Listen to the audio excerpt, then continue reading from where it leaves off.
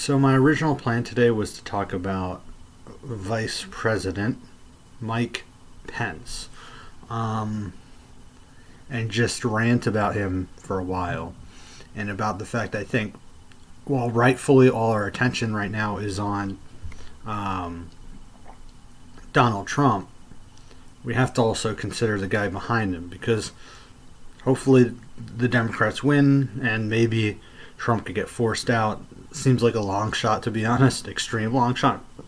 But we should keep in mind that um, even if that were to happen, uh, that doesn't really make things better necessarily. Now, if we can get him out, of course. But um, that may not be a cause for long-term celebration. And I'll get into that in a little bit. Just wanted to give a hot take about the events of today and all the bombs going after the Clintons, Obama, Eric Holder, Debbie Wasserman Schultz, Congresswoman and former DNC chair, CNN, and also Maxine Waters, Congresswoman from California. Really, outside of Maxine Waters, all those who I think is a great voice for Democrats. I think she has she's fantastic. I think not perfect, but nobody's perfect. But I think with regards to elected Democrats, she's a very strong and passionate voice, and I have a lot of respect for her. The rest of those targets in this case, I have been loudly critical of. Probably the least of which Obama, who I'm very, very mixed on, President Obama, but my feelings on the Clintons are well known, my feelings on mainstream media are well known, and all that, and I wanted to preface that because I don't want it to make the point, despite all that, despite my complaints, I've always I've always made the point that there's a difference between the right and the left. The left will criticize. They may even get a little in your face when it comes to the actual Republican politicians like Mitch McConnell and people and Ted Cruz, and I hope they keep doing it, by the way. But they don't do shit like this, really. The numbers bear that out. They don't send bombs to their enemies. You of course have isolated incidents, but not to the extent of that we're seeing, and it bears out in the numbers. Like 73% of politically motivated or terrorist, whatever you want to call it, attacks tend to be from right-wing organizations, be they Nazis, white supremacists, like Unabomber types, Timothy McVeigh types. While on the flip side, only about 2 or 3% are left-wing. Then the remaining are left-wing and other miscellaneous groups, actually, because the 27% in the middle is Islamic extremists, Islamic fundamentalists. And so, I mean, obviously that's something to be concerned about. But almost 3 times as many are actually right-wing, basically nationalist terrorists. People basically who support Trump in a lot of cases, not all. I'm sure some are fine people to steal his line, but these people are just right-wing motivated terrorists, and that's what more than likely happened in this case. There are criticisms you can level at those targets, fair criticisms. This is not how, but you don't have it like this. So this is disgusting. This is like barbaric, and they're going to keep doing it. And this really pisses me off that the media, I don't want to go after the media. I want to try to be very sensitive about this. But I hope after these events, we have to take a lesson from this. Republicans like to say, oh, the Democrats are mobs, they're so nasty. First of all, Democrats are really mostly wimps. They don't really fight at all. Look no further than Chuck Schumer and a tweet he just had yesterday about, it's bad on both sides. This type of bullshit. No, when you talk about Democrats, you let's look at the left and the right. When you talk about the right, you're talking about people who are violent. They're looking to sack. First of all, their ideology is sacking from the poor and giving to the rich. It's differentiating based on race, sexual orientation, religion, ethnicity, you name it, gender. So this is their ideology. Their ideology is one fueled by violence. If they don't get what they want, they will kill you to go through you. Okay, these are not people you can really reason with. By contrast, the left, while again there are isolated incidents, what is it we see in the news that they whine about mobs and violence? It's Antifa going or DSA members or other left organizations yelling at Ted Cruz in a restaurant. I don't know if I had the exact story right, but yelling at Ted Cruz, yelling at Mitch McConnell at a restaurant, yelling at politicians at restaurants who are doing really terrible things to the working class. Moreover, the ideology of the right wing involves not only what we traditionally consider political violence, but also state terrorism, state violence. So things we see in Saudi Arabia and Israel. So just to make a point, this is not purely a right-wing Christian thing. This is right-wing in general, whatever religion. We see it in Israel with Judaism. We see it in Saudi Arabia with Muslims. We see it even in Iran with Shia Muslims. The right-wing forces tend to be the more violent ones. And I could keep going down the line. They tend to be imperialistic. They tend to be about basically a police state. This is what they tend to be in. That's why the body count is actually very bad in that regard. Now you can talk about Stalin and all those other things. I'm not talking about full numbers, and this isn't even a capitalism versus socialist argument. This is within the specter of capitalism,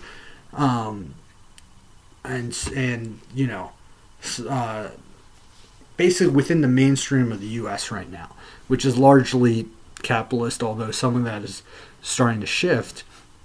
What you're seeing is the right wing is just inherently more violent. What kind of policies do they support in the Middle East and Latin America? Policies of violence. You see the war and what's going on in Yemen. Now, I will say there are elements of the right that do not subscribe to that, some of that international state violence.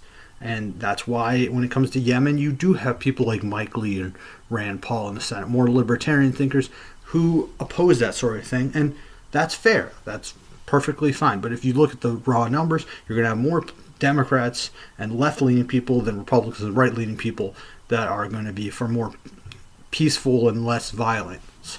So there's just inherently more violence on the right. And when you look at it, again, I'll restate that. When the left is doing something, they're yelling at people at restaurants, which in my mind is perfectly okay. You're giving them a hard time because that's democracy. That's First Amendment. If you have politicians, you have leaders who are not serving you, you should get in their face. Now, you should not touch them unprovoked. Of course, violence is a terrible, terrible idea right now. And I would highly disavow any violence. And who the hell am I to disavow anything? I'm just a guy.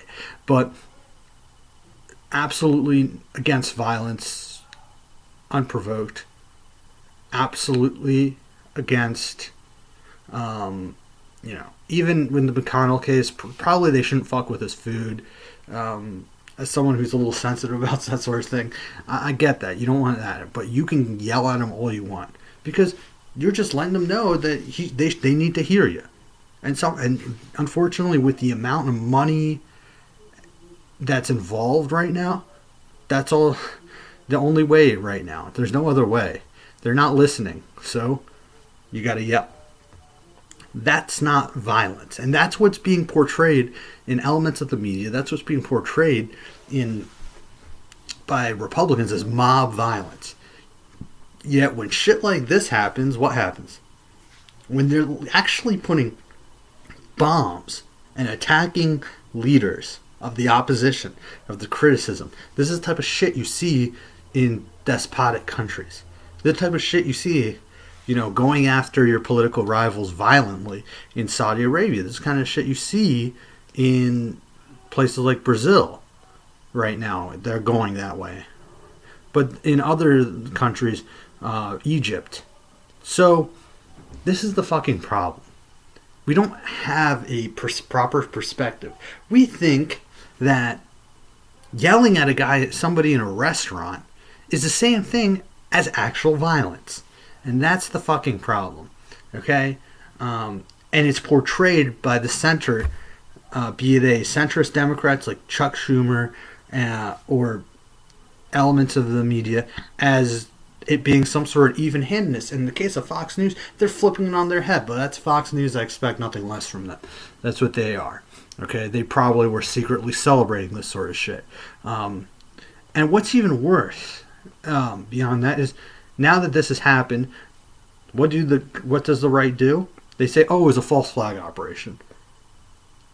It was a false flag. It couldn't have been, because conservatives couldn't do this. Couldn't be. Well, that right there is your proof that you can suspend Alex Jones and do all that shit, and Alex Jones is a fucking psychopath, but his strain, that cancer, has infected the broader right of this country.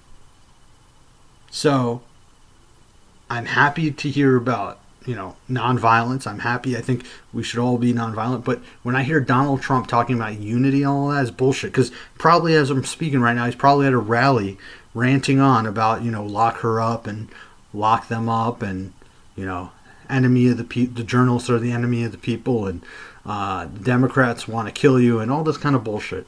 All right, so don't spare me, honestly. I don't want to hear it. You cannot reason with these people. You need to defeat them. You need to crush them politically.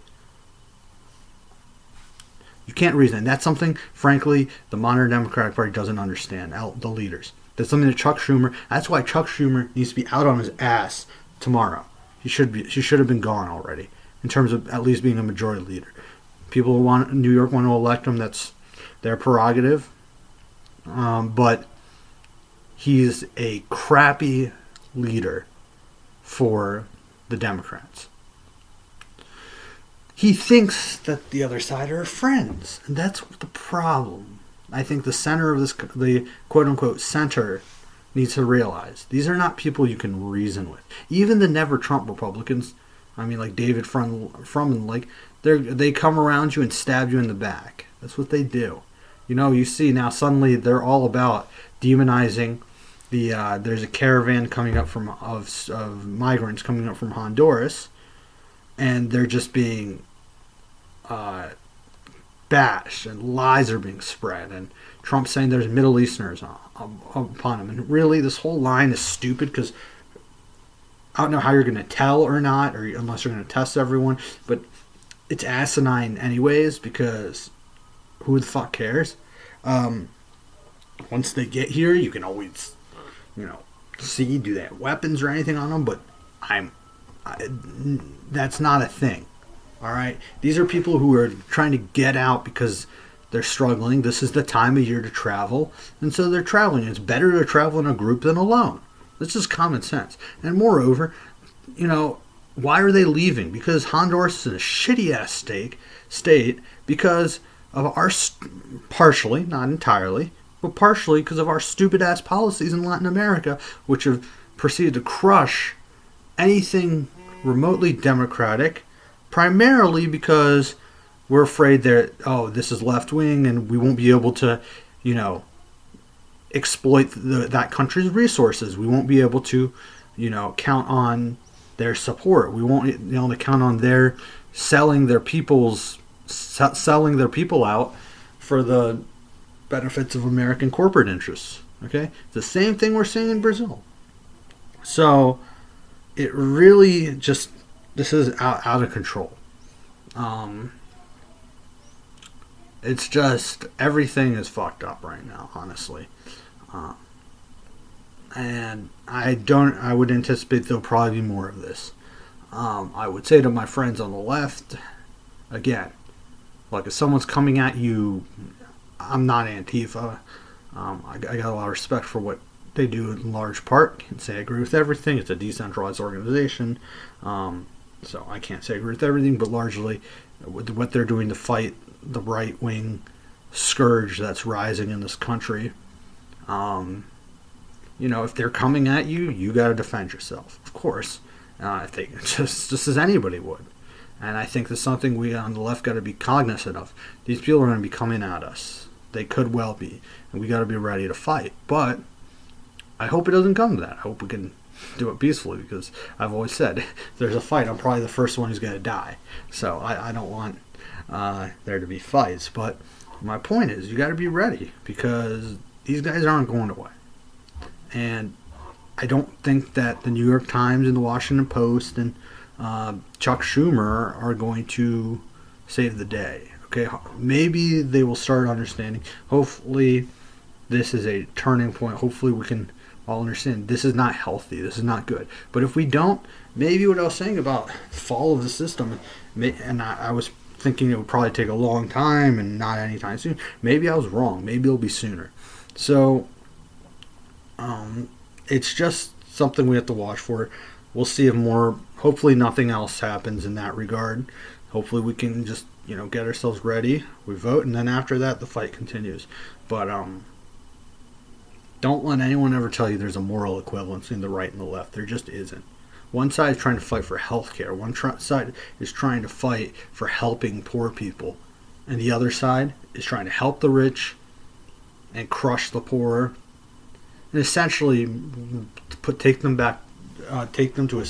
keep them in a state of serfdom. That's what they want.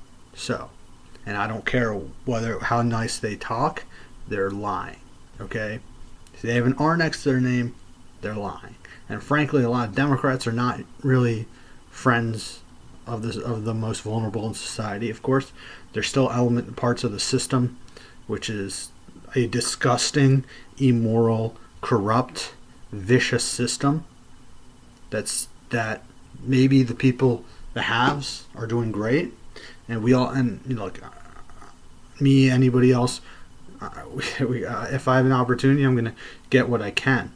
But I'll never forget the sights I see of the people who fall behind. I will never forget. You can give me $1 million, I won't forget it. I'll take that money.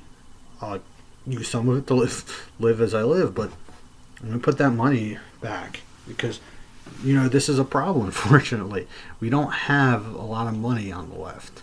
Those people who work for the right have a lot of donors, which is ironic, because they always whine about Soros, who, by the way, also had a bomb sent to his house. They're like, oh, Soros is giving money. This is terrible. Or they whine. I see now congressmen are talking about Act Blue, which is just the thing you donate through.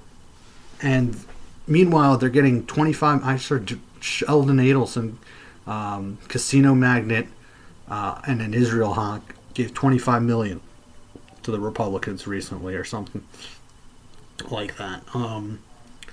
Just myriads of rich people.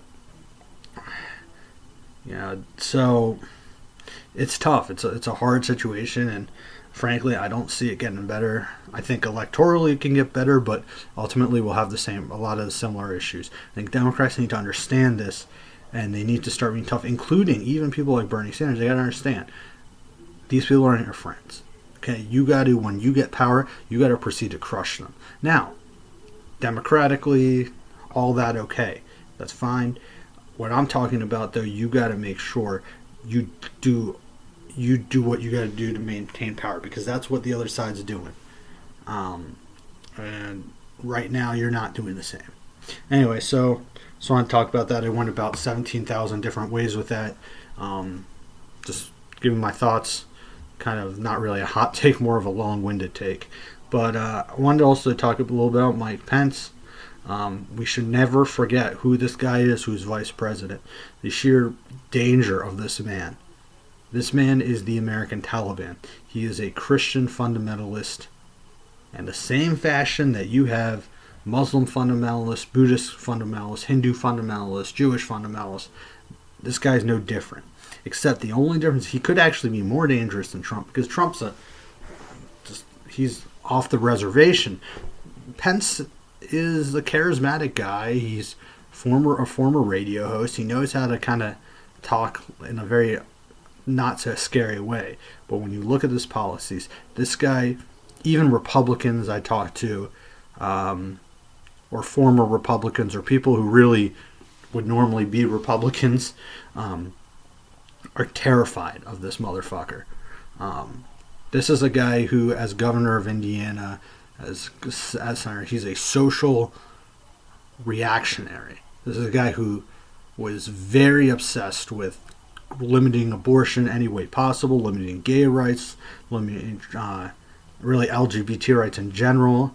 I wouldn't doubt if the things happening right now with the administration trying to basically stomp out any semblance of transgender civil rights. His fingerprints are probably all over that. This is a guy who believes in American exceptionalism and American imperialism to the extreme. He believes it's almost this is God's duty. He believes this is God's country, which is an absolutely terrifying mindset. This is a guy who would probably go even further on the issue of the Middle East, Israel, Palestine, and other areas. He would go really far in that sort of thing. I'll have to do it. Time's running short, but I'll have to do a more detailed one of these at some point on Pence, and I'll have to bring a lot of facts to the table. There's just a lot about this guy. He's a straight up weirdo, and we should be mindful of that. And the reason I say it is we have to guard against complacency. And I know I harp on it a lot, but I think about my own, and it comes out of my own experiences out of 2008, and then everything went dark for a long time, and we got complacent. Not just the rank and file, the leaders, everyone assumed everything was going to be fine. So no matter what happens with Trump, we have to always keep in mind that the fight has to continue. And someone like Pence is a danger to this country. He's a danger to the world. All the same, possibly even worse than Trump. Because he's the type of person who wouldn't have any Republican, questioning him. So, always be aware, keep an eye on things, and same thing here. We're living in dangerous times, and it's getting progressively more dangerous. So, we need to be aware, we need to be smart, we need to be nuanced, and we need to be ready, because no one's going to help us, really. No one's going to help the poor, the vulnerable. No one's going to help the people on the left. It's not like the right. It's not like the Tea Party, who was able to count on, Foster Freeze and the owner of the Cubs and these type of people who will back them and give them voices, and people who are making absurd amount of money, and organizations which are just getting a lot of money. No one's going to do that on the left. You'll have a few people, but even they will be a little bit probably wanting to keep things more on the moderate end. So, gotta be ready. But we do have one thing that they don't have, and that's numbers. We have numbers, and we have the message. We have the ideology. We have the beliefs. We have the principles. We have all those things, so victory can come. All right, well, until next time, have a good night. And don't forget to vote.